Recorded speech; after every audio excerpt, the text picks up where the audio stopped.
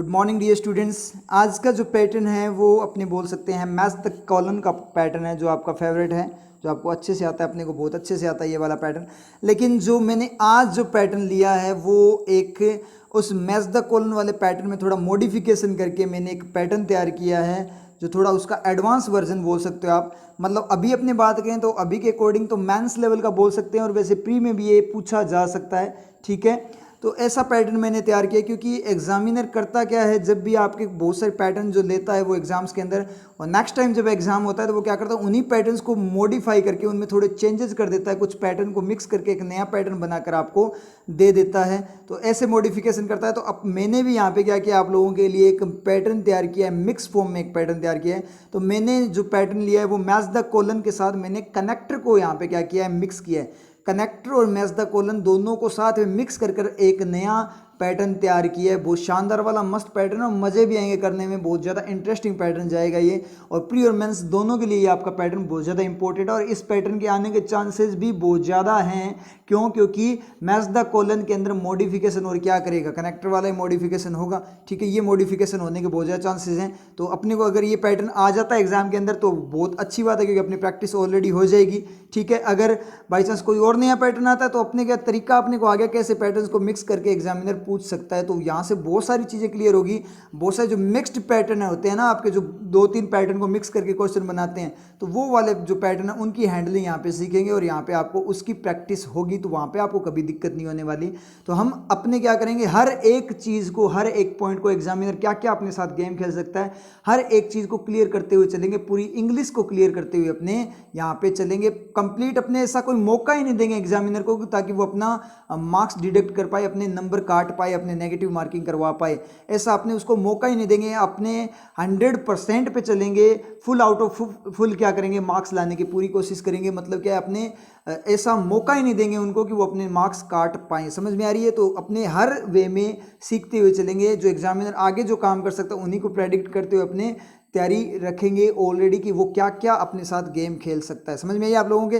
तो डायरेक्शंस को पढ़ लेते हैं एक बार। इन द फॉलोइंग क्वेश्चन में 2 कॉलन्स आर गिवन। 2 कॉलन क्या किए गए, दिए गए। बिल्कुल सही है, जो अपने कॉलन वाला मैच द कॉलन उसकी तरह 2 कॉलन दिए गए हैं। कंटेनिंग ए कनेक्टर, क्या करते हुए, कंटेन रखते हुए किसको, एक कनेक्टर को, एंड 3 फ्रेजेज ईच, और प्रत्येक में 3 फ्रेजेज है। बिल्कुल सही, वही वाला पैटर्न है।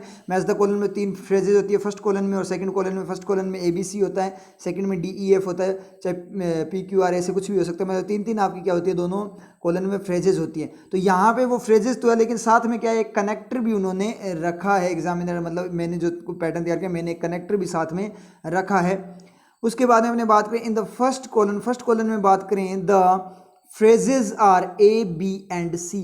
फर्स्ट कॉलन में जो फ्रेजेज है वो क्या, A, B और C है।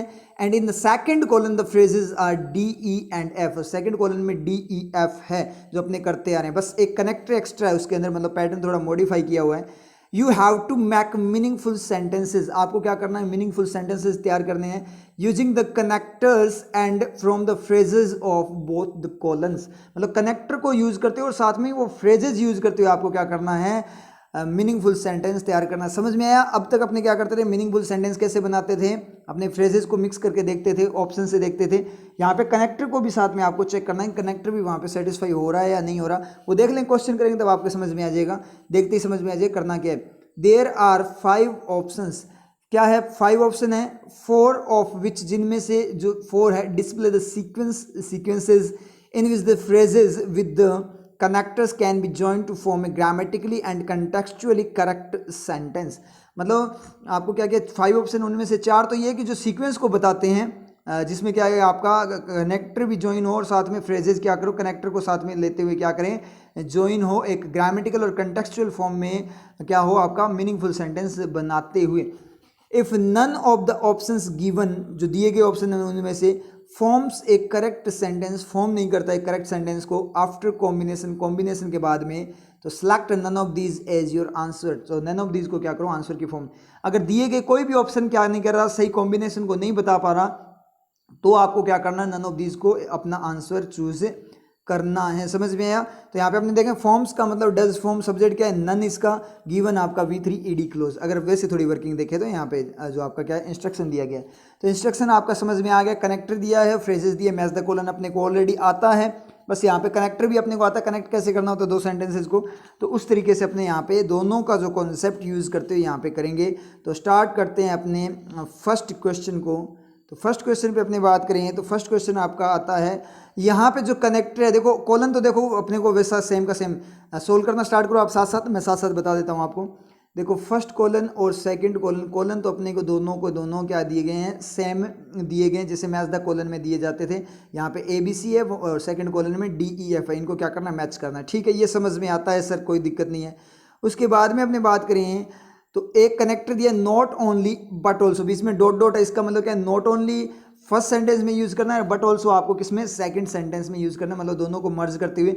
नॉट ओनली फर्स्ट सेंटेंस में और बट ऑल्सो का रिफ्लेक्शन जानना चाहिए सेकंड में, मतलब दोनों को कनेक्ट करवाएगा, दोनों सेंटेंसेस को। नॉट ओनली का मतलब न केवल, बट ऑल्सो का मतलब भी, मतलब न केवल ये बल्कि वो चीज़ भी, मतलब दो चीज़ों की बात करता है, दो बातों की बात करता है। न केवल ऐसा हुआ बल्कि वैसा भी हुआ, मतलब दोनों चीज़ें हुई है, अकेली ये चीज़ नहीं हुई। नॉट ओनली केवल ये नहीं हुआ, वो भी हुआ, मतलब दोनों हुई है चीज़ें। तो इस तरीके से आपके सेंटेंस जाएंगे। आपको सेंटेंस कनेक्ट इंग्लिश में करने की कोई ज़रूरत नहीं है, अपनी लैंग्वेज में कर लो। इंग्लिश में मैं बता दूंगा कैसे कनेक्ट होगा, ठीक है, इंग्लिश में सेंटेंस बता दूंगा, आप अपनी लैंग्वेज में आपके इजीली कनेक्ट हो जाएगा मीनिंग लेते ही। तो शुरू हो जाओ। करना क्या है, ऑप्शंस को साथ में लेकर चलना है। ऑप्शंस को क्या करके चलना है, साथ में AF को चेक करते हैं। तो A में क्या है, the thieves did steel the diamonds, चोरों ने क्या किया, हीरे चुराए, डायमंड्स चुराए। ठीक है, एफ में क्या है, the destroyed most of the furniture, उन्होंने ज़्यादातर फर्नीचर क्या कर दिया, डिस्ट्रॉय कर दिया था। ठीक है, हीरे चुराए थे और फर्नीचर को डिस्ट्रॉय कर दिया। नॉट ओनली बट ऑल्सो को लगाओ, चोरों ने न केवल हीरे चुराए बल्कि मैक्सिमम जो फर्नीचर था उसको खराब भी कर दिया। सही या गलत, बिल्कुल सही है, मतलब दोनों ही चीज़ें उन्होंने की है। न केवल हीरे चुराए, केवल उन्होंने हीरे ही नहीं चुराए, साथ साथ उन्होंने पूरा का पूरा घर का फर्नीचर भी बर्बाद कर दिया। बिल्कुल सही जा रहा है सर, AF बिल्कुल सही जा रहा है, कोई दिक्कत नहीं है, AF आपका आएगा। समझ में आ रही चीज़, AF तो आपका आएगा। चलते हैं जिसमें AF है उन ऑप्शंस को लेकर चलेंगे। समझ में आई आप लोगों के, AF जिन ऑप्शंस में हैं उनको साथ में लेकर चलेंगे। क्लियर हुआ आप लोगों के, AF तो जरूर आएगा। अब सेंटेंस देखें तो कैसे हो जाएगा, इंग्लिश में देखना हो तो, the thieves not only did steel the diamonds but also destroyed most of the furniture, न केवल उन्होंने डायमंड्स चुराए बल्कि फर्नीचर भी तबाह कर दिया। समझ में आई चीज़, AF हो गया। अब AF कौन कौन से ऑप्शन में, AF C में भी है, A में तो है ही, D में भी है। तो AF के साथ अब BD को चेक कर लो। BD को चेक करते हैं, mothers are not paid, mothers not paid, not paid form में मतलब उनको पेमेंट नहीं दी जाती। बिल्कुल सही बात है, जो मम्मी होती है अपनी, उनको पेमेंट, घर का जो सारा काम करती है, घर को संभालती है, सारा कुछ मैनेजमेंट करती है घर का, ठीक है, फैमिली का मैनेजमेंट मदर ही करती है। तो मदर जो मैनेजमेंट करती है उसको कोई पेमेंट नहीं मिलती, ये बात उसने बोली है। बिल्कुल सही बात है, कोई दिक्कत नहीं है। Mothers are not paid, mothers को पे नहीं किया जाता, उनको पेमेंट नहीं दी जाती। D को पढ़ो, most of their work goes unnoticed, ज़्यादातर उनका काम है वो क्या हो जाता है, अननोटिस्ड जाता है, अननोटिस्ड फॉर्म में जाता है। इसका मतलब क्या है, ज़्यादातर जो उनका काम होता है उस पर ध्यान नहीं दिया जाता, मतलब नोटिस नहीं किया जाता उनके काम पे। तो शुरू करते हैं। मदर्स, न केवल मदर्स को पेमेंट, मदर्स को न केवल पेमेंट नहीं दी जाती, मतलब मदर्स को न केवल मदर्स को पे किया जाता है बल्कि उनके काम को भी अननोटिस किया जाता है। तो दोनों बातें हो रही है, न केवल उनको पेमेंट ना देने का काम, अकेला पेमेंट ना देने का काम नहीं किया जाता, केवल वही काम नहीं किया जाता, अब ऐसे बोल दो, नॉन पेमेंट का, केवल नॉन पेमेंट नहीं की जाती बल्कि अननोटिस भी किया जाता है। तो दोनों चीज़ें आपके साथ में, तो बिल्कुल सही सेंटेंस किया है, कोई दिक्कत वाली बात नहीं है। दोनों बातें बोला है कि न केवल उनके काम को इग्नोर किया जाता, मतलब न केवल उनको पेमेंट नहीं दी जाती, ठीक है, बल्कि उनके काम को भी इग्नोर किया जाता है। मतलब दोनों चीज़ें होती है, मतलब उनके काम की कोई तारीफ नहीं होती, मदर वगैरह मैनेजमेंट करती है तो उसको नॉर्मल ड्यूटी की फॉर्म में ले जाते हैं, लेकिन सबसे बड़ा काम वही होता है घर को मैनेज करना। समझ में आ रही है चीज़। तो ये बात मम्मियों के लिए ये बात होती है अपनी मम्मी की। अब देख लो कितनी महान है मम्मियाँ अपनी, ठीक है। तो इस तरीके से अपनी बात करें, मॉम अपनी जो मदर है वो बहुत महान होती है, मदर्स अपनी। तो मदर्स आर नॉट पेड बिल्कुल सही जाएगा। तो mothers are not only not paid but also most of their work goes unnoticed. English में अगर अपने देखें तो बिल्कुल सही सेंटेंस बन गया। तो बी डी भी अपना सही है। अब सी ई को और चेक कर लो, एक बार सी ई को और चेक कर लेते हैं। तो सी ई को चेक करेंगे, द नर्सेज, सी को चेक करते हैं, द नर्सेज डू वांट, चाहती है, डू वांट, वांट डायरेक्ट लिख सकते हैं, डू वांट का मतलब एम्फेसाइज करने के लिए, the nurses do want a पे इंक्रीज, वो क्या चाहती है, पे इंक्रीज चाहती है। पे इंक्रीज का मतलब, एक पे इंक्रीज का मतलब पेमेंट में इंक्रीमेंट चाहती है, पेमेंट में बढ़ोतरी चाहती है नर्सेज, ठीक है, बिल्कुल सही है। ई में बात करें, द नर्सेज वांट, सी ई को चेक करना था, the nurses want better working conditions. अब यहाँ पे भी डू वांट लिख सकते थे, लेकिन ये मत करना कि सर दोनों जगह डू आता तभी अपने कनेक्ट होते, कोई जरूरी नहीं डू लिखो चाहे ना लिखो, वो या तो उसके साथ ही लिख दो, डज वांट लिख दो, या फिर वांट्स लिख दिया करो, सिंगुलर की बात करें, ठीक है। नर्सेज यहाँ पे प्लूरल है, कोई दिक्कत नहीं है। तो यहाँ पे नर्सेज की बात करें तो डू वांट भी लिख सकते हो, डायरेक्ट वांट एक ही बात है, वो अलग लिख दो चाहे साथ में लिख दो, एक ही बात है, ठीक है। तो नर्सेज वांट बेटर, ये सिर्फ और सिर्फ आपको क्या कंफ्यूज करने के लिए उसने एक में डू वांट लिख दिया और एक में वांट लिख दिया।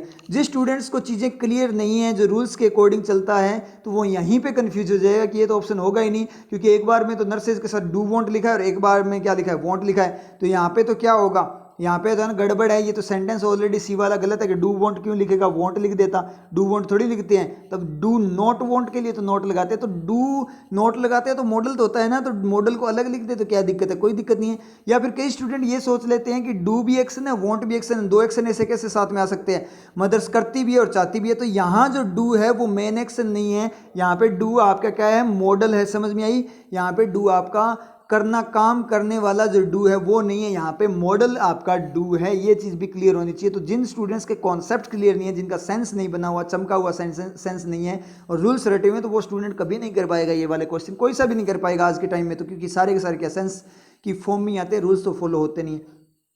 तो मतलब क्या निकला, नर्सेज न केवल पेमेंट में इंक्रीमेंट चाहती है बल्कि वर्किंग, अच्छी वर्किंग कंडीशन भी चाहती है, बिल्कुल सही गया आपका, इसका मतलब सी ई बी है।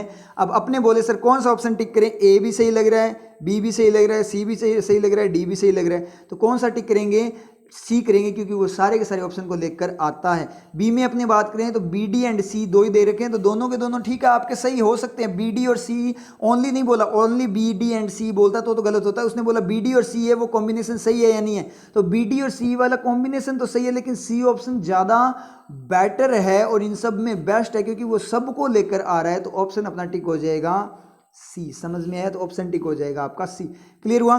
नेक्स्ट में अपने चलते हैं, तो नेक्स्ट क्वेश्चन पे आए, तो नेक्स्ट में सच दैट यूज हुआ, सच फिर डॉट डॉट दैट, मतलब फर्स्ट वाले में सच आएगा, सेकंड वाले सेंटेंस में दैट आएगा। तो सच का मतलब ऐसा और दैट का मतलब की, मतलब कोई चीज़ ऐसी है कि, ठीक है, मतलब वो चीज़ ऐसी थी कि मैं उसकी तरफ अट्रैक्ट हो गया, ठीक है, वो गाड़ी थी, वो गाड़ी इतनी खूबसूरत थी कि मैं उसकी तरफ अट्रैक्ट हो गया, मैं उसे देखे बिना नहीं रह सका।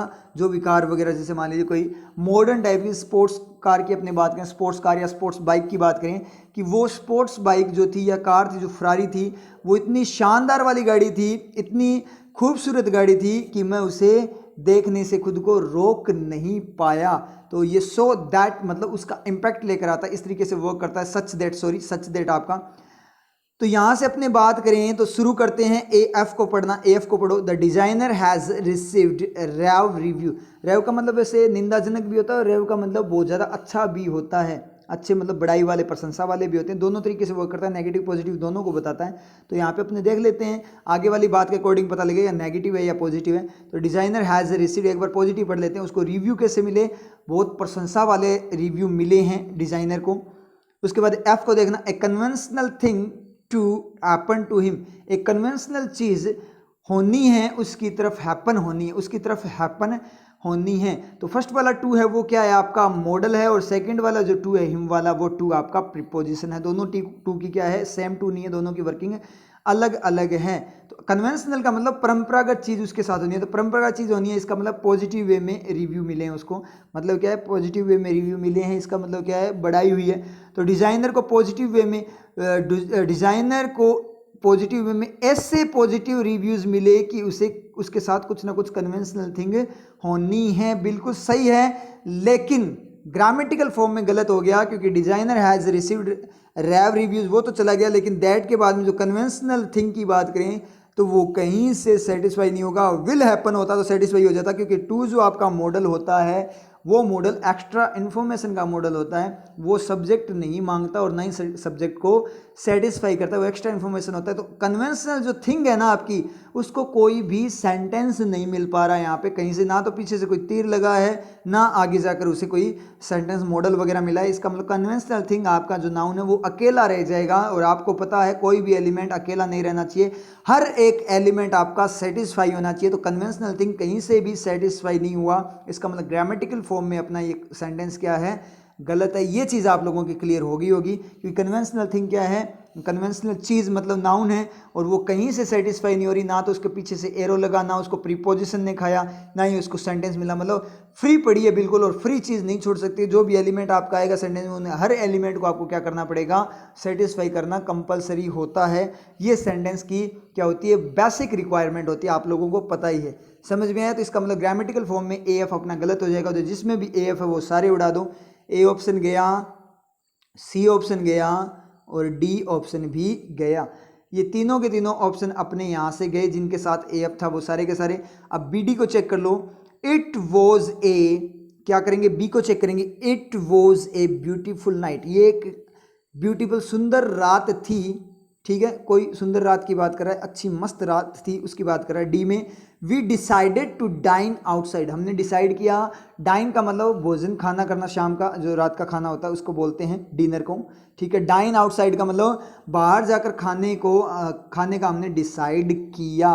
तो मतलब क्या हुआ, it was such a beautiful night, ये इतनी ज़्यादा खूबसूरत नाइट थी कि we decided to dine outside, हमने बाहर खाने का डिसीजन लिया, बाहर खाने का इरादा किया। समझ में आया? बिल्कुल सही है। सेंटेंस देखें तो क्या होगा, it was such a beautiful night that we decided to dine outside. ये आपका सेंटेंस इंग्लिश में बन जाएगा। हिंदी में डाइट मीनिंग लो आप अपनी लैंग्वेज में, आपका डाइट बन जाएगा। तो बी डी अपना सही है भाई। एक बार सी ई को चेक कर लें, क्या पता सी ना हो तो अपने को नन ऑफ दिस करना पड़ेगा। सी ई को चेक करने चले तो सी इज ए परफेक्शनिस्ट, वो क्या है, एक परफेक्शनिस्ट है। सी इज ए परफेक्शनिस्ट, वो एक परफेक्शनिस्ट है। परफेक्शनिस्ट का मतलब परफेक्शन को ध्यान देने, मतलब पूर्णतावादी, मतलब परफेक्ट होना कोई पर्सन, मतलब संपूर्ण होना, मतलब हर वे में परफेक्ट होना, हर वे में संपूर्ण होना, हर वे में हर चीज़ का नॉलेज होना, प्रैक्टिकल फॉर्म में बात कर रहे हैं। सी इज ए परफेक्शनिस्ट, वो एक परफेक्शनिस्ट है। सी नोटिसेज, वो नोटिस कर लेती है, पता लगा लेती है। इवन भी द टीनिएस्ट, टाइनिएस्ट का टाइनी का मतलब क्या होता है, छोटे छोटे, बिल्कुल छोटे। टाइनिएस्ट ऑफ द मिस्टेक्स, मिस्टेक्स की जो छोटी छोटी चीज़ें हैं, मतलब छोटी छोटी गलतियों का भी वो पता लगा देती है। तो she is such a perfectionist that she notices even the tiniest of the mistakes, मतलब क्या निकला कि वो इतनी ज़्यादा ऐसी परफेक्शनिस्ट है कि वो हर छोटी से छोटी गलती का भी पता लगा लेती है। बिल्कुल सही सेंटेंस किया, तो सी भी सही है। तो ऑप्शन टिक हो गया अपना, बी नन ऑफ दिस नहीं होगा क्योंकि ऑप्शन अपने पास है। क्लियर? आई थिंक बहुत शानदार वाला था क्वेश्चन, कोई दिक्कत नहीं है। अब समझ में आ रहा है ना आपको ये पैटर्न? बहुत ज़्यादा देखो, देखने में तो देखो, एक बार अपने एग्जाम में आ गया तो मान लो एग्जाम में आ गया बाई चांस, ठीक है, बाई चांस के आ ही गया, ठीक है, एग्जाम में अगर आ गया तो क्या होगा कि मैच द कॉलन साथ में कनेक्टर है, कनेक्टर में तो वैसे ही दिक्कत होती थी, मेरे से तो ये नहीं होगा, वहीं पे आप हथियार डाल देते और नेगेटिविटी आ जाती, और ये आ जाता कि क्वेश्चन क्या है, टफ है। देखो एक चीज़ मैंने एक चीज़ की थी आपको, प्रीवियस जो पैटर्न लिया था मैंने, उसमें मैंने बोला था कि आज वाला जो पैटर्न है उसके जो पैटर्न तो आपका फेवरेट वाला है, सेंटेंस रीअरेंजमेंट वाला, न्यू पैटर्न वाला, लेकिन उसके जो क्वेश्चन है वो थोड़े टफ है। तो स्टूडेंट्स के माइंड, कुछ स्टूडेंट्स ने लाइव चैट में बताया भी था मुझे प्रीमियर के अंदर कि सर हमने स्टार्ट में ही आपने बोल दिया, तो स्टार्ट में हम डर गए थे, ठीक है, कि सर मैंने बोल दिया टफ है। जैसे मैंने बोला कि क्वेश्चन पेपर टफ है तो आप लोगों के माइंड में आ गया कि क्वेश्चन पेपर टफ है, तो वहाँ पे आप क्या हो गए, थोड़े से आपका माइंड अनस्टेबल हो गया, आप डरने लगे कि आज बिल्कुल ध्यान से करना है, पता नहीं गलत हो गया तो टफ बोल रहे हैं सर तो गलत होने के चांसेस है। तो आप जो कॉन्फिडेंट थे दिनों ऑप्शन में, उन कॉन्फिडेंट होने के बावजूद आप वो ऑप्शंस आप टिक नहीं कर पाए। क्यों? क्योंकि डर ये था कि क्वेश्चन पेपर टफ है। तो ये चीज़ मैंने इसीलिए बोली थी, किस लिए बोली थी, ताकि आपकी माइंड की स्टेबिलिटी बने। समझ में आई चीज़? इसलिए मैं बोलता हूँ ये टफ है। क्यों? क्योंकि मैं बोलूँगा टफ है, उसके बाद में आप क्वेश्चन करने जाओगे तो दिक्कत क्या होगी, आपके माइंड की स्टेबिलिटी, अनस्टेबिलिटी आ जाएगी, तो आपको क्वेश्चन पेपर में थोड़ी दिक्कत आएगी, आपको क्वेश्चन का आंसर मिलते हुए भी आप उसमें कन्फ्यूज होगे। तो ये जो कन्फ्यूजन की प्रैक्टिस भी अपने को करनी है, ये सबसे इंपॉर्टेंट चीज़ है। कि कोई बोल दे कि पेपर टफ आ रहा है तो माइंड पहले से ही ऑलरेडी सेट हो गया कि पेपर टफ आ रहा है, तो थोड़ा सा डर भी आ जाएगा अंदर कि कहीं गड़बड़ ना हो जाए, तो कॉन्फिडेंस लूज होता है इस चीज़ से। तो इसमें अपने को कॉन्सेंट्रेशन एंड कॉन्फिडेंस अपने को क्या करना है, इंक्रीज करना है। तो इस चीज़ की भी अपने को प्रैक्टिस करनी है कि ऐसे सोच के कि पेपर टफ है उसके अकॉर्डिंग करो। तो कुल मिलाकर ऐसे मत सोचो। कुल मिलाकर बात आपको मैं बताऊं तो एक मेथड बता देता हूं, आपको कभी गड़बड़ नहीं होगी। क्या करो आप लोग, क्या करो, ऐसे मत सोचा करो। आप ऐसे सोचो, कोई बोले टफ है तो आप ऐसे सोचा करो कि मैं सबसे ज़्यादा टफ हूँ, मेरे से टफ कुछ नहीं है। आप ऐसे सोचो कि मेरी प्रिपरेशन बहुत टॉप पे है, मैंने बहुत शानदार वाली प्रिपरेशन की है, मेरे आगे कुछ टफ नहीं है, कोई दिक्कत नहीं है। टफ है तो क्या हुआ, मेरा सेंस चमका हुआ है, खुद पे कॉन्फिडेंस लेकर हूं, मेरा सेंस चमका हुआ है, मैं हर चीज को खोल के रख दूंगा, वहां पे स्कैन कर दूंगा पूरा का पूरा। फिर क्या बचेगा, क्या टफ क्या इजी, जब मैं पूरा का पूरा क्वेश्चन पेपर ही स्कैन कर दूंगा, हर एक चीज स्कैन कर दूंगा, तो टफ मेरे आगे होगा क्या। उसका देखो, जो भी क्वेश्चन आता है एग्जाम के अंदर उसका सोल्यूशन तो होता है ना, कोई ना कोई सोल्यूशन, किसी न किसी को तो सोल्यूशन आता है ना।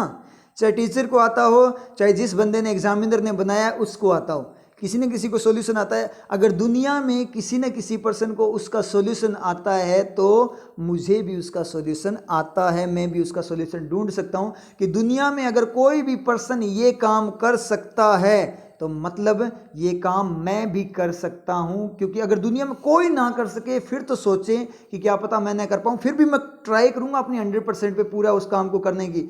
अगर कोई भी ना कर पाए, ठीक है, जो इम्पॉसिबल लगे, लेकिन अगर एक भी बंदा, एक भी पर्सन ये काम कर देता है, दुनिया में क्षमता रखता है, कैपेसिटी है उसके पास इस काम को करने की, तो मैं भी कम नहीं हूँ, मेरे पास भी कैपेसिटी है क्या करने की, उस काम को करने की। क्योंकि मैं क्या हूँ, एक यूनिक हूँ, मैं भी किसी से कम नहीं हूँ, मैं चाहूँ तो कुछ भी कर सकता हूँ। इस तरीके से खुद को पॉजिटिव करोगे, बार बार खुद को पॉजिटिव करोगे, प्रैक्टिस करोगे, तो आप में तगड़े वाला कॉन्फिडेंस आएगा। चाहे कितना तगड़े वाला, कितना टफ पेपर हो, उसको आप क्या करोगे, फोड़ दोगे उस पेपर को, ये गारंटी है। लेकिन ये जो सेल्फ कॉन्फिडेंस है, ये सेल्फ कॉन्फिडेंस पॉजिटिव वे में आना चाहिए, नेगेटिव में नहीं कि हवा में उड़ने लग जाओ कि पता नहीं मैं क्या ही हूँ। वो फिर आपका क्या नहीं रहता, कॉन्फिडेंस नहीं रहेगा, वो ओवर कॉन्फिडेंस हो जाता है और एटीट्यूड आ जाता है। तो वहाँ पे फिर आप मुंह के बल गिरोगे, फिर आपको कोई नहीं बचा सकता अनसक्सेसफुल होने। समझ में आ रही है चीज़, तो समझ में आया, इस तरीके से आपको खुद को डेवलप करना है। चलते हैं नेक्स्ट वन क्वेश्चन पे। नेक्स्ट क्वेश्चन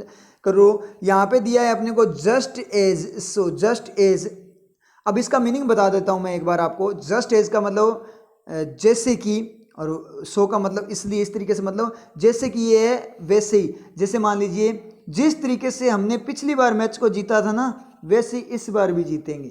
समझ में आ रही है चीज़, जिस तरीके से हमने पिछली बार पेपर को फोड़ा था ना, इस बार भी हम वैसे ही पेपर फोड़ेंगे। ठीक है, सूट हो रहा है, सेट हो रहा है, समझ में आया चीज़।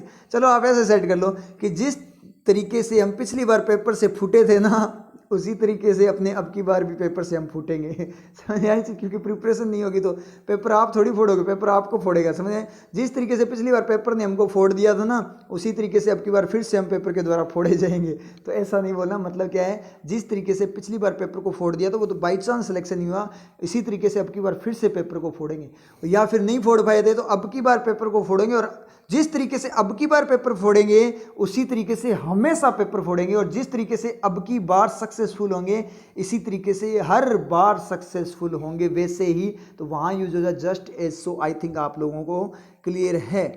ठीक है, तो ये आपका क्या हो गया, क्लियर हो गया। ठीक है, सेंटेंस कैसे बनेगा, तो शुरू करते हैं। एफ को चेक करो, ए एफ, ए के साथ एफ चेक करो। पहले आप क्या करो, कॉम्बिनेशन चेक कर लिया करो, फिर बीच में आप सेंटेंस दोनों का मीनिंग लेकर, जो कॉम्बिनेशन बनाकर उसका मीनिंग लेकर फिर आप कनेक्टर को यूज करो। पहले तो देखा करो कि मीनिंग बन पा रहा है या नहीं बन पा रहा। मीनिंग बन जाए उसके बाद में आप क्या करो, जो कनेक्टर का मीनिंग है उसको पुट करके देखो कि वो कनेक्टर से सेटिस्फाई हो रहा है कि नहीं हो रहा। समझ में आई चीज़, पहले मैच तक कॉलन करना है, उसके बाद में कनेक्टर को फिट करके देखना है। तो शुरू करते हैं एफ को। लार्ज कंपनीज आर, जो बड़ी कंपनीज है, are having to cut back. Having का मतलब कर रही है कुछ, टू कट बैक का मतलब कम करने के लिए, कटौती करने के लिए। तो वो अपने प्राइसेस वगैरह में कटौती कर रही है। तो लार्ज कंपनीज क्या करिए, अपने प्राइसेस में कटौती कर रही है। ऐप को पढ़ें, द अमेरिकन लव बेसबॉल। जो अमेरिकन है वो क्या करते हैं, लव बेसबॉल को क्या करते हैं, लव करते हैं। ठीक है, अमेरिकन क्या करते हैं, बेसबॉल को लव करते हैं। सर यहाँ अमेरिकन यूज हुआ है, तो अमेरिकन्स यूज हो सकता था सर, तो यहाँ पे लव नहीं, लव जो ना डज लव होना चाहिए था ना, तो कोई दिक्कत वाली बात नहीं। अमेरिकन आपका प्लूरल फॉर्म में अमेरिकन्स भी यूज कर सकते हो, और अमेरिकन बोले तो पूरी कंट्री को बता देता है, वो अपने आप पीपल को क्या लेता देता है। अमेरिकन का मतलब अमेरिका की बात कर रहा है, तो अमेरिकन कोई एक फिक्स पर्सन को नहीं बोल रहा। लव अमेरिकन लव्स बेसबॉल का मतलब कोई पर्टिकुलर जो अपनी बात कर, द अमेरिकन यूज हुआ है ना, द अमेरिकन यूज है, तो अपने क्या होगा, कोई एक ही अमेरिकन लव करता है क्या बेसबॉल को? बेसबॉल को कोई एक ही अमेरिकन लव करता है क्या? तो इसका मतलब क्या निकला यहाँ पे, समझ में आई ना आपकी चीज़? तो इसका मतलब क्या, अमेरिकन आपका क्या हो सकता है, प्लूरल भी हो सकता है, कोई दिक्कत नहीं। अमेरिकन तो प्लूरल होता ही है, तो यहाँ पे द लगाने की कोई जरूरत नहीं थी। तो यहाँ पे अपनी बात करें तो द अमेरिकन कोई स्पेसिफिक पर्सन की बात नहीं कर रहा। तो लव आपका डज लव भी अगर होता तो कोई पर्टिकुलर की बात करता, लेकिन यहाँ डज लव नहीं होगा, यहाँ डू लव ही होगा, क्योंकि ये सभी अमेरिकन की बात यहाँ पे कर रहा है। समझ में, सेंसिबल में समझ पा रहे हो क्या आप? जैसे इंडियन यूज होता है, आपने देखा है ना, इंडियंस आर तो होता है, लेकिन कई जगह आपने इंडियन आर भी देखा होगा। तो इंडियन क्या करता है, इंडियंस तो प्लूरल होता ही है, लेकिन इंडियन भी क्या करता है, आपका प्लूरल को ही डिनोट कर देता है, सिंगुलर को भी कर देता है और प्लूरल को भी, क्योंकि वो पूरी कम्युनिटी पे बात करता है। समझ में आया? तो ये कंफ्यूज मत होना यहाँ पे, इस बात पे ये चीज़ मैंने आपको क्लियर करवा दी। तो कभी अमेरिकन इंग्लिश, जो यहाँ पे इंग्लिश भी दे रखा है उसने, अमेरिकन इंडियन वगैरह है तो उसके साथ प्लूरल है, तो वहाँ कन्फ्यूज मत होना, चेक कर लेना कहीं सभी लोगों की तो बात नहीं कर रहा होगा, या कोई एक इंडियन की बात कर रहा है, उस तरीके से आप चेक कर लेना। समझ में आई चीज़? तो the American love baseball, large companies are having to, मतलब जिस तरीके से बड़ी कंपनीज क्या कर रही है, कटौती कर रही है, उसी तरीके से अमेरिकन क्या करते हैं, बेसबॉल को लव करते हैं। कोई मतलब वो कटौती करिए, बेसबॉल को लव करते हैं, मतलब बेसबॉल खेलना उनको पसंद है, कोई मीनिंग नहीं आ रहा। एफ तो अपना गया, तो जितनों में एफ है सारे के सारे उड़ा दो, तो ए गया, सी गया और डी गया। बी डी को चेक कर लेते हैं, बी डी को जल्दी चेक करो, बी डी को यहाँ चेक करें। द वर्क वॉज, जो वर्क था, was the work was all properly ordered, all का मतलब पूरी तरह से कंप्लीट फॉर्म में, द वर्क वॉज ऑल पूरा प्रॉपरली ऑर्डर, प्रॉपर ऑर्डर वे में था, मतलब व्यवस्थित था। ठीक है, बिल्कुल सही है। और उसके बाद डी को पढ़ें, small businesses are being force to close, जो स्मॉल बिजनेस है वो क्या किए जा रहे हैं, फोर्स किए जा रहे हैं बंद करने के लिए, मतलब उनको बंद किया जा रहा है। जिस तरीके से काम पूरी तरह से ऑर्डर में था, बिल्कुल सही क्रम में था, उसी तरीके बिजनेस को क्लोज किया जा रहा है। कोई मीनिंग आ रहा है क्या? कोई मीनिंग नहीं आ रहा, गलत हो गया। Small businesses are being force to close, ये आपका क्या हो गया, गलत हो गया। लेकिन एक चीज चेक करें, ए के साथ डी चेक करना, कि जिस तरीके से लार्ज कंपनीज कटौती करी, उसी तरीके से बिजनेस, स्मॉल बिजनेस भी क्या हो रहे हैं, बंद किए जा रहे हैं। तो एडी आपका सही जा सकता था, लेकिन एडी कहीं पे नहीं है, और बीडी अपना गलत है, तो अपने को और कोई चेक करने की जरूरत ही नहीं है। तो क्या होगा यहाँ पे, नन ऑफ दीज ही टिक होगा। समझ में आई चीज़? अब आप लोगों को अगर अमेरिकन वाले में कन्फ्यूजन है कि सर अमेरिकन सिंगुलर है तो लव जाना चाहिए था, तो कोई दिक्कत नहीं है, एग्जामिनर ने आपको बचा लिया एग्जाम के अंदर। कैसे बचा लिया कि ये ऑप्शन भी सेट नहीं हो रहा किसी के साथ। समझ में आई चीज़? मीनिंग से ही गलत चला गया, तो ये ऑप्शन आपका सेट ही नहीं हो रहा, एग्जामिनर ने वहाँ पे आपको बचा लिया। और ये एग्जामिनर ऐसे काम कर लेता है क्या करने के लिए, कि ताकि उसको ऐसे लगे कि बच्चा यहाँ पे कंफ्यूज हो सकता है अमेरिकन, क्योंकि अमेरिकन जब प्लूरल है ऑलरेडी, जब प्लूरल है तो अमेरिकन को अपने प्लूरल की तरह जब यूज़ कर रहे हैं, तो बच्चा यहाँ पे थोड़ा कंफ्यूज हो सकता है। तो एग्जामिनर उस चीज़ को कई बार माइंड में, ध्यान में, कई बार वो नहीं रखता ध्यान में, तो अपना नेगेटिव चला जाता है। तभी तो बोलते हैं स्टूडेंट्स की सर जो एग्ज़ाम करते हैं उसमें इतने नेगेटिव, मेंस में इतने कम मार्क्स क्यों आते हैं। और हमें इंग्लिश आती है तो कई बार हमारे मार्क्स बहुत ज़्यादा आ जाते हैं, कई बार कम क्यों आ जाते हैं, साथ में हमें सारे के सारे रूल्स याद हैं। क्यों? क्योंकि रूल्स आपके फॉलो होते ही नहीं है, वो सेंस की फॉर्म में बातें करते हैं। तो कई बार तो एग्जामिनर आपकी तरफ सोच लेता है, तो वो क्या कर लेता है, कुछ ना कुछ अमेरिकन्स वगैरह दे देगा। और बाई चांस अगर वो चेकिंग करना चाहता है कि बच्चा अवेयर है क्या, अब जितना मॉडर्न चल रहा है, द हिंदू न्यूज़पेपर वगैरह चल रहा है, तो बच्चा न्यूज़पेपर पढ़ता है या नहीं पढ़ता, और पढ़ता है तो बिल्कुल मतलब ध्यान से पढ़ता है या नहीं पढ़ता, चीज़ें उसको क्लियर है क्या, जो फॉरेन की अब इंग्लिश आई है, जो रियल इंग्लिश आई है, उसका उसे रियल नॉलेज है या नहीं, तो वो चेकिंग कर लेते हैं एग्जामिनर। इसलिए अपने क्या होते हैं, कई बार मार्क्स बन जाते हैं और कई बार मार्क्स से नहीं बन जाते, कि जब चेकिंग हो जाती है तो अब अपने मार्क्स नहीं बनते, क्योंकि मैक्सिमम स्टूडेंट्स क्या करते हैं, वो क्या कर लेते हैं, रूल्स को याद कर लेते हैं, इसलिए उनकी दिक्कत हो जाती है। लेकिन अपने को तो रूल्स आते नहीं है, तो अपने तो कोई दिक्कत है ही नहीं। समझ में आई चीज़? अपने का तो सेंस क्लियर, अपना तो चमका हुआ है, तो अपने कोई दिक्कत वाली बात नहीं है। और यहाँ पे सी को एक बार अगर हम देखें, वैसे ही देखें, दो द इंग्लिश लव सोशल। अब आप बोलो कई स्टूडेंट्स तो ऐसे सोच लेंगे इंग्लिश है वो उसको सोच, मतलब फुटबॉल उसको क्या है, लव करती है इंग्लिश, तो इंग्लिश सब्जेक्ट से लव कैसे करेगा, ये तो मीनिंग से गलत हो गया। तो इंग्लिश सब्जेक्ट की नहीं बात कर रहा, ब्रिटेन के जो लोग हैं उनको इंग्लिश ही बोलते हैं, और इंग्लिश का कोई प्लूरल नहीं होता। जो ब्रिटेन के लोगों को इंग्लिश बोला जाता है तो वो ऑलरेडी प्लूरल सिंगुलर दोनों ही वर्क कर जाता है आपका इंग्लिश। तो क्योंकि इंग्लिशेज नहीं होता उसका प्लूरल, ठीक है। इंग्लिश तो इंग्लिश सिंगुलर और प्लूरल दोनों के लिए होता है, लेकिन अमेरिकन के लिए अमेरिकन्स होता है, इंडियन के लिए इंडियंस प्लूरल होता है, कोई दिक्कत वाली बात नहीं है। लेकिन जो सिंगुलर फॉर्म में इंडियन या अमेरिकन है आपका, वो सिंगुलर फॉर्म कैनेडियन भी आपका क्या हो जाता है, ये सारे के सारे प्लूरल को भी रिप्रेजेंट कर देते हैं और सिंगुलर को भी रिप्रेजेंट करते हैं। इंग्लिश आपका दोनों को क्या करता है, दोनों ही बातों को रिप्रेजेंट करता है आपका जो इंग्लिश है। समझ में आई आप लोगों के? तो इंग्लिश यहाँ पे किसकी बात हो रही है, अंग्रेजों की बात हो रही है। और वैसे भी CF आपका कनेक्ट होना था कि जिस तरीके से इंग्लिश फुटबॉल को लव करते हैं उसी तरीके से अमेरिकन बेसबॉल को लव करते हैं। तो इसका मतलब क्या है, CF तो यहाँ पे वैसे भी दिया हुआ ही नहीं है और कोई ऑप्शन भी नहीं बचा, तो ऑप्शन अपना टिक हो जाता है यहाँ पे, नन ऑफ दिस। समझ में आया आप लोगों के? ई ऑप्शन को पढ़ना है तो एक बार पढ़ दो, CE वाले को पढ़ना है तो देख, पढ़ने की जरूरत नहीं है, एग्जाम में आपका टिक हो गया, आप आगे ही चलो, ठीक है। लेकिन बाई चांस यहाँ पे अलग से CE दिया होता तो देख लो, इंग्लिश जैसे फुटबॉल को लव करते हैं, अपने सॉल्यूशन कर रहे हैं इसलिए कंप्लीट कर रहे हैं, एग्जाम में तो आपका कब का ही हो गया ये, अब तक 2-3 क्वेश्चन और हो जाते हैं आपके। We were setting out, set out कर रहे हैं मतलब तैयारी कर रहे हैं फॉर एयरपोर्ट, एयरपोर्ट के लिए मतलब हम निकल रहे हैं, मतलब ये निकला कि जिस तरीके से फुटबॉल को लव करते हैं अंग्रेज, उसी तरीके से हम एयरपोर्ट के लिए निकल रहे हैं। कोई मीनिंग आ रहा है क्या? कोई जम नहीं रही बात, इसका मतलब नन ऑफ दीज ही रहेगा। नेक्स्ट क्वेश्चन में चले तो नेक्स्ट क्वेश्चन की अपनी बात करें तो नीदर नॉर यू जो है बिल्कुल मस्त है, कोई दिक्कत। नीदर का मतलब ना तो ये, नॉर का मतलब ना वो, ना तो ये ना वो, मतलब दोनों के दोनों ही नहीं। ईदर और का मतलब या तो ये या, मतलब दोनों में से कोई एक। नीदर नॉर का मतलब ना तो ये ना वो, मतलब दोनों के दोनों ही नहीं, उस तरीके से ये बात करेगा। तो शुरू कर देते हैं भाई AF को, ऑप्शन से AF को। Of the two boys, of the two boys मतलब दो बॉयज का, ऑफ द टू बॉयज, दो बॉयज की बात रही है। Of the two boys has पास किया है the theory examination, theory examination. Boys का कोई है उसने पास किया है, सिंगुलर आना चाहिए था ना। ऑफ द टू बॉयज़ का किसी ने पास किया है थ्योरी एग्जामिनेशन को। डिड इसके बाद F को पढ़ना है, did they qualify for the football team, वो क्वालिफाई हुए किसके लिए, फुटबॉल टीम के लिए। उन्होंने पास किया है और क्वालिफाई हुए थे किसके लिए, फुटबॉल टीम के लिए। तो नीदर नॉर को करो, ना ही तो मतलब neither of the two boys, neither of the two boys मतलब दोनों बॉयज में से कोई भी नहीं पास भी नहीं हुआ है, मतलब दोनों में से एक भी पास नहीं हुआ। और ना ही nor did they qualify for the football team, और ना ही वो फुटबॉल टीम के लिए क्वालिफाई हुए थे। सर एक में तो प्रेजेंट है, एक में पास्ट है, कनेक्ट कैसे करेंगे सर? बात को कनेक्ट कैसे करेंगे? तो मतलब ऐसे करेंगे, कैसे करेंगे, कैसे करेंगे कि ना तो मैं इस बार सिलेक्ट हुआ और ना ही मैं पिछले साल सिलेक्ट हुआ था। हुआ कि नहीं हुआ? बातें दो कनेक्ट हुई या नहीं हुई? समझ में आई चीज़? समझ में आ रही है ना? दोनों बातें समझ में आई ना आप लोगों के?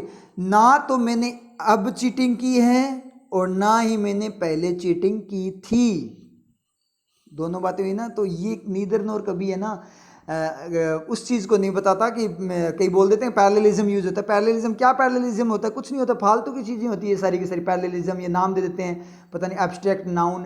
क्यों नाम रटने की जरूरत क्या है? कि आप लिटरेचर कर रहे हो क्या? आप स्कूल में पढ़ा रहे हो क्या? लिटरेचर में नाम पढ़ने की जरूरत है ही नहीं। ये कॉम्पिटिटिव एग्जाम है, कॉम्पिटिटिव एग्जाम में ये चीज़ें नहीं आती। रिलेटिव प्रोनाउन क्या होता है, एब्स्ट्रैक्ट नाउन क्या होता है, पता नहीं क्या क्या क्या होता है, मुझे तो पता ही नहीं होता क्या क्या है। समझ में आया चीज़? कुछ नहीं होता ऐसा, जो कुछ होता है वो आपके सामने होता है। वो सेंटेंस होता है कि वो बोलना क्या चाहता है।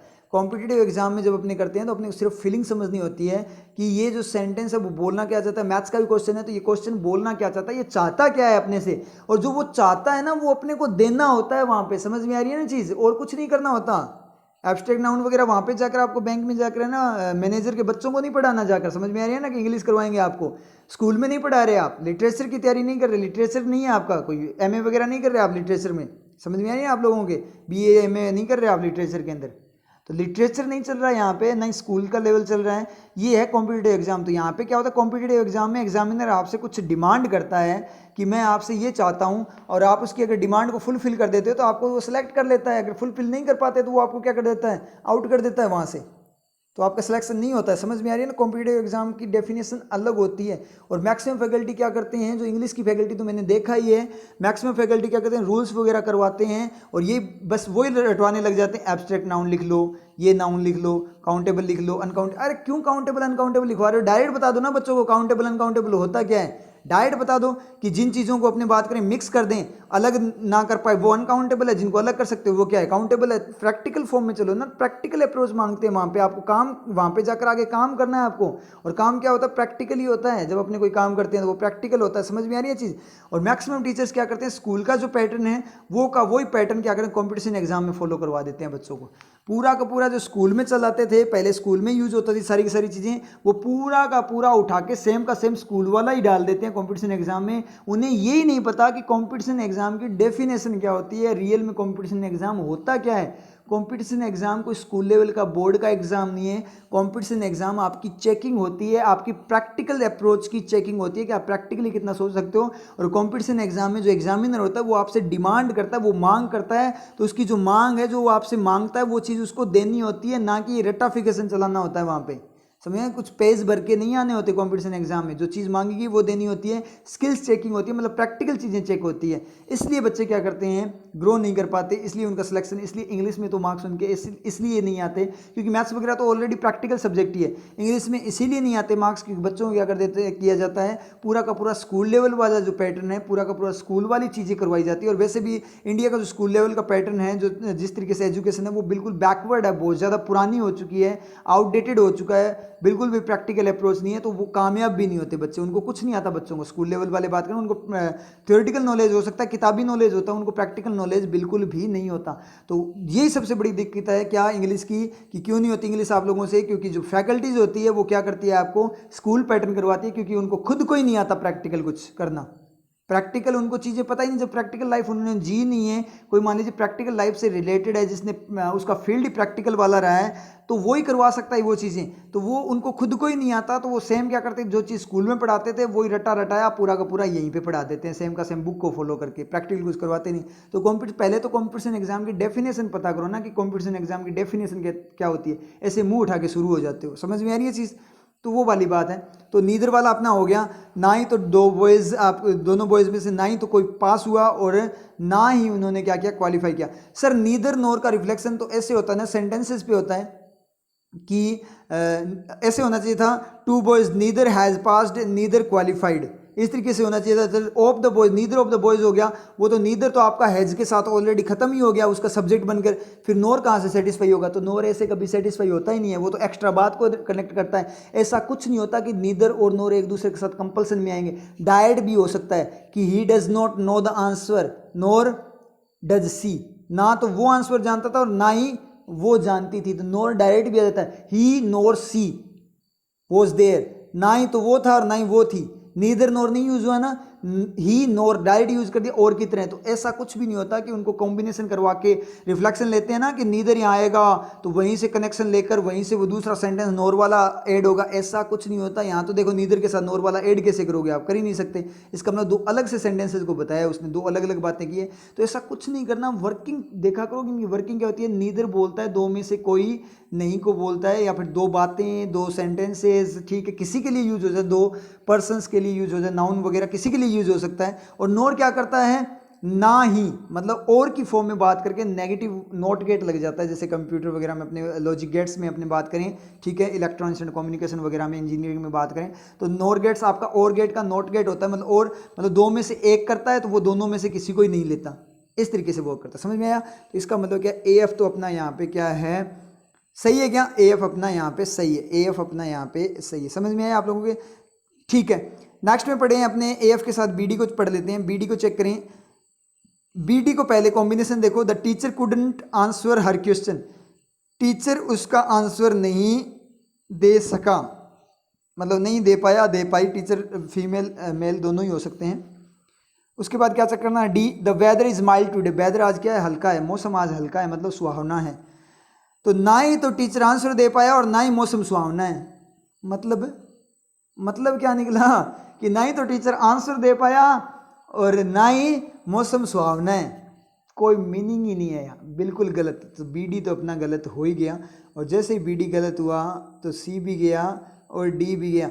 सी ई को चेक करने की ज़रूरत है क्या, कोई ज़रूरत नहीं है, ऑप्शन हो जाएगा अपना ए एफ, यहाँ पे टिक हो जाएगा। क्लियर हुआ आप लोगों के, ए एफ क्यों टिक हो जाएगा, क्योंकि ऑप्शन अपने पास वही बचा है। सर नन ऑफ दीज क्यों नहीं होगा, अगर सी ई हो तो नन ऑफ दीज हो जाएगा ना, नहीं होगा। ओनली ए एफ नहीं बोला उसने। उसने ये पूछा, क्वेश्चन में उसने क्या पूछा था कि कॉम्बिनेशन कौन सा बनता है, सही है या नहीं। मान लो सी ई भी आपका सही है, समझ में आ रही है आप लोगों के। तो ए एफ और सी ई दोनों ही सही है, और सी यहाँ पे नहीं दिया और ए एफ अकेला दिया है। तो ए एफ वाले ऑप्शन को आप किस बेस पे रोंग करोगे, ए एफ कॉम्बिनेशन नहीं दे रहा क्या, तो ए एफ कॉम्बिनेशन तो दे रहा है ना, इसका मतलब जो कॉम्बिनेशन दे रहा है वो ऑप्शन तो आपको टिक करना पड़ेगा। ओनली ए एफ होता है ना कि केवल ए एफ है, और जब सी ई होता तो आपका गलत हो जाता। जैसे मान लो ए एफ भी बन रहा है और बी ई बन रहा है, मान लो बी ई की अपनी बात की ना, तो टीचर क्या कर पाया, teacher couldn't answer the her question, teacher क्या नहीं कर पाया, ना ही तो टीचर उसका आंसर दे पा रहा क्वेश्चन का, और she did not understand her question, और ना ही टीचर फीमेल है ना ही उसके क्वेश्चन को समझ पाई। तो आपका बी ई सही जा सकता था। तो इसके लिए फिर आप ए एफ को टिक नहीं करोगे कि सर बी ई भी तो यहाँ पे बन रहा है, सारे के सारे देखे तो नन ऑफ दीज होना चाहिए था। तो उसने ये बोला था क्वेश्चन में, उसने सिर्फ और सिर्फ ये बोला है कि कौन सा कॉम्बिनेशन सही है, तो ए एफ सही है, इसका मतलब ए ऑप्शन गलत थोड़ी है, वो सही है। ओनली लिखा होता तो गलत होता, क्योंकि बी ई भी यहाँ पे बन रहा है। और या फिर ऐसे बोलता, वो साफ साफ इंस्ट्रक्शन इसलिए पढ़ने होते हैं, इंस्ट्रक्शन में बोल देता कि कौन सा कॉम्बिनेशन सही है। अगर एक भी कॉम्बिनेशन जो सही है वो बचता है तो नन ऑफ दीज करो, मतलब एक भी कॉम्बिनेशन अगर कंसीडर नहीं किया जाता, कोई भी कॉम्बिनेशन अगर जो सही है वो कंसीडर नहीं किया जाता तो नन ऑफ दीज करना, फिर तो नन ऑफ दीज करते। लेकिन उसने सिर्फ बोला कि कौन सा कॉम्बिनेशन सही है, तो ए एफ कॉम्बिनेशन सही है, इसलिए ऑप्शन आपका ए एफ टिक हो जाएगा, नन ऑफ दीज नहीं होगा। ये चीज़ भी आप लोगों को पता होनी चाहिए। तो बहुत सारे स्टूडेंट तो इसमें कन्फ्यूज हो जाते हैं कि सर बी ई भी बन रहा है तो नन ऑफ दीज करें या ए एफ करें, तो ए एफ ही करोगे। ओनली ए एफ होता तो आप नन ऑफ दीज करते, कि केवल ए एफ ही बन रहा है तो गलत हो जाता। ठीक है, ए एफ कॉम्बिनेशन बन रहा है, हाँ बिल्कुल सही है, ए एफ बन रहा है। समझ में आ रही है चीज़। तो इस तरीके से अपने बात करेंगे। जैसे मान लीजिए क्लास में स्टूडेंट आए, 2 स्टूडेंट आए, ठीक है, मतलब 4 स्टूडेंट थे क्लास के अंदर, मान लो उसमें से एक है जिसका नाम जैक है, एक जेनी है, ठीक है, एक क्लार्क है और एक रोनी है। ठीक है, तो जैक आया, जैक क्लास के अंदर आया, तो इसका मतलब क्या है, अगर अपने अटेंडेंस लगाए किसी की तो अपने जो अटेंडेंस देंगे तो जैक पे टिक करेंगे कि नहीं करेंगे। वो तीनों नहीं आए तो जैक पे टिक करोगे कि नहीं करोगे, या नहीं करोगे कि कोई नहीं आया, नन ऑफ दिस थोड़ी होगा, जैक तो आया है ना। तो अपने से बोल दें तो उस पर आप क्या करोगे, टिक करोगे। जैक पे आपको क्या करना पड़ेगा, टिक, उसके अटेंडेंस पे टिक करना पड़ेगा, क्योंकि वो तो आया ही है। समझ में आई चीज़। अब अपने ऐसे बात करें कि क्लास में क्वेश्चन पूछा गया 4 स्टूडेंट से, तो उनमें से एक स्टूडेंट 2 स्टूडेंट के आंसर क्या थे, सही थे, 2 ने आंसर सही दिए और 2 के आंसर गलत थे। तो अपने बोल दें कि जैक ने सही दिया और जेनी ने सही दिया था, और क्लार्क और जो आपका रोनी है उनके क्या थे, गलत थे आंसर। ठीक है, तो अपने बोलें कि जैक सही है क्या, तो सही है या गलत, जैक सही है, टिक करोगे कि नहीं करोगे, या नन ऑफ दीज करोगे, नन ऑफ दीज थोड़ी करोगे, क्योंकि जैक का तो आंसर सही है, केवल जैक सही है। अब सही करोगे क्या, अब गलत करेंगे, क्योंकि केवल जैक सही नहीं है, जेनी भी सही है। समझ में आई चीज़। ये रीजनिंग में बड़ा काम आता है। ये जो मैंने चीज़ बताई है ये रीजनिंग में बहुत ज़्यादा काम आएगी आपके। केवल वाला जो होता है ना, सिलोक्स वाला, उसमें बड़ा काम आता है ये वाला कॉन्सेप्ट। तो ये इंग्लिश का कॉन्सेप्ट रीजनिंग में यूज़ हो जाता है। तो इसलिए अगर आप बात करें अपने इंग्लिश की, तो इंग्लिश से ओनली इंग्लिश नहीं होती, आपके सारे सब्जेक्ट होते हैं, क्योंकि सेंस डेवलप होता है, आपका सोचने की शक्ति बढ़ती है आप लोगों की। समझ में आया। तो इसका मतलब क्या है, ऑप्शन अपना टिक हो गया ए एफ। अब आपको जो बचे हुए वो चेक करने हैं तो कर लो, सी को चेक करना है तो कर लो। He followed the hares, hares का मतलब क्या है, जो आपके होते हैं खरगोश, इनटू द सब, सब का मतलब क्या होता है, झाड़ियों में, मतलब उसने पीछा किया, खरगोशों का पीछा किया झाड़ियों में। ठीक है, the weather is mild today, E को देखना, she did not understand her question, मतलब ना तो उसने पीछा किया और ना ही वो क्वेश्चन को समझ पाई। और वेदर वाला भी चेक करें तो वो भी गलत है, ना तो उसने खरगोश का पीछा किया और ना ही मौसम है सुहावना है। कोई मीनिंग नहीं आ रहा, कॉम्बिनेशन नहीं ले पा रहा। इसका मतलब क्या निकला, आपका ए एफ है वो कॉम्बिनेशन ले रहा था, तो ए एफ अपना टिक हो चुका है ऑलरेडी, कब का ही टिक हो चुका है, अपनों ने यहाँ पे सुलझ के। समझ में आया आप लोगों के। तो इस तरीके से ये लास्ट क्वेश्चन था आपका। ठीक है, तो इस तरीके से इस पैटर्न को हैंडल करना है। तो बहुत मस्त पैटर्न बनाया है मैंने यहाँ पे, समझ में आ रही है आप लोगों के। तो इस तरीके से आपको जब मिक्स कर दें पैटर्न्स को, तो इस तरीके से हैंडल करना, समझ में आ रहा है किस तरीके से हैंडल करना है, अपने आप पता लग जाएगा जब आप करोगे। इसलिए बोलता हूँ कि आप सेल्फ डिपेंडेंट हो जाओ, आप मेरी टेक्निक कैच करने की कोशिश करो कि सर टेक्निक कैसे करते हैं, उस टेक्निक को कैच कर लो, आप तरीका सीख जाओ कि सर करते कैसे। जब भी नया क्वेश्चन आता है तो सर कैसे कर लेते हैं हैंडल उसको, तो नए क्वेश्चन को मैं कैसे हैंडल कर लेता हूँ, हर क्वेश्चन का आपने क्या करते हैं तुम पैटर्न मेथड अपना अलग हो जाता है, अपने आप अलग हो जाता है, लेकिन बेसिक कॉन्सेप्ट अपना क्या रहता है, सेम ही रहता है। समझ में आ रही चीज़? तो मेथड अलग कैसे हो जाता है, क्वेश्चन देखते ही अपना क्या हो जाता है, चेंजेस आ जाते हैं, अपने आप पता लग जाता है। क्यों? क्योंकि अपने को चीज़ें क्लियर है कि शॉर्ट ट्रिक यूज़ कैसे करनी है और पैटर्न्स को हैंडल कैसे करना है। तो पैटर्न हैंडल करना आता है अपने को, इसीलिए आप लोगों को मैं पैटर्न हैंडलिंग सिखा रहा हूँ। समझ में आ रही चीज़ कि आप पैटर्न हैंडल करना सीख जाओ, तो कितने पैटर्न कितनी मिक्स कर दे आपको कभी दिक्कत नहीं होगी। तो ये बहुत शानदार वाला बड़ा मस्त वाला क्या था आपका पैटर्न था, बड़ा मस्त वाला क्वेश्चन पेपर था। तो इस क्वेश्चन पेपर को बार बार रिवाइज किया कर लेना आप, ठीक है? समझ में आ रही? रिकॉर्डेड फॉर्म में रहेगा आपके पास, तो इसको क्या करना है, आपको बार बार रिवाइज करना है, क्योंकि किस तरीके से आपको पता लगेगा कि जब मिक्स कर देते हैं पैटर्न्स को तो कैसे वो वर्क करते हैं। समझ में आई आप लोगों के? तो इस तरीके से इस पैटर्न को सोल्व करना है, ठीक है? फिर मिलते हैं नेक्स्ट क्लास में। इन पौधों को देख रहे हैं आप, जो प्रत्यक्ष केवल वही इनका संपूर्ण अस्तित्व नहीं, प्रकृति ने इनका एक भाग धरती के नीचे छिपा कर रखा है ताकि पशु पक्षियों के आखेट से सुरक्षित रह सके। इसी प्रकार अपनी शक्तियों और योजनाओं को भी एक रहस्य बनाए रखो, केवल स्वयं तक सीमित रखो, ताकि समय आने पर वो तुम्हारा सबसे बड़ा शस्त्र सिद्ध हो सके।